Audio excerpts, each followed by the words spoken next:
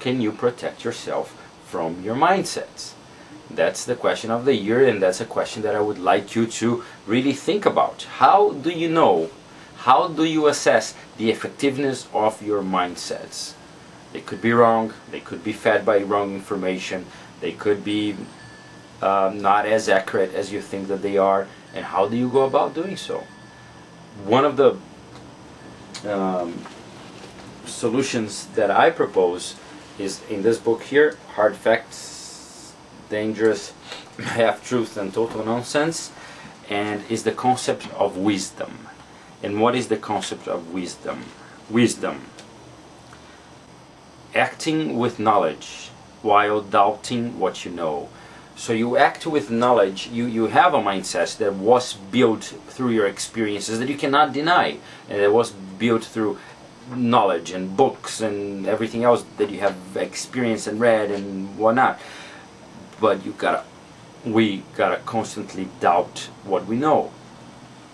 Not being totally insecure, but questioning, is it really a representation of reality? So there are 5 things that Pfeffer and Sutton tells us to do when acting with wisdom. First, understanding and acknowledging the limits of your knowledge. Understanding and acknowledging the limits of your knowledge. Our knowledge has limits. Our experience, no matter how incredible they are, have limits, and we have to understand it. I think that just the fact that we know that our knowledge is limited is already enlightening and can lead us to a mentality of wisdom. Having humility about your knowledge. Having humility about your knowledge is extremely important. Instead of being arrogant and insecure, having humility and knowing that sometimes, yes, you can be wrong. Asking for and accepting help from others. Asking help, and we are going to share some examples later on here in how to create ideas, and one of the examples is the lead user exercise. And the lead user exercise, all you do is you ask help for people that have knowledge that you don't.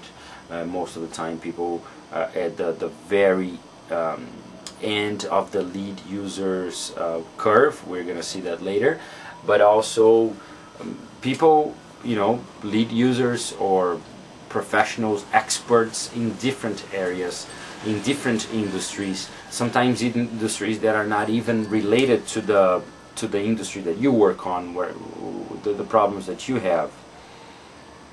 But again, is asking for and accepting help from others. Giving help. Giving help is also a good attitude of wisdom. And being curious. Being curious. Asking questions, listening, constantly striving to learn new things from the events, information, and people around you.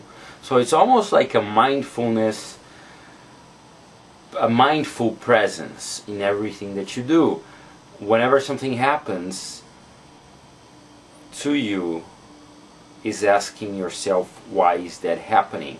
And if you do something, you enter in a course of action, and the information that you receive from the response of the actions that you are actually taking does not fit your current mindset, instead of just denying it or avoiding it, is trying to understand, why is it happening the way it is?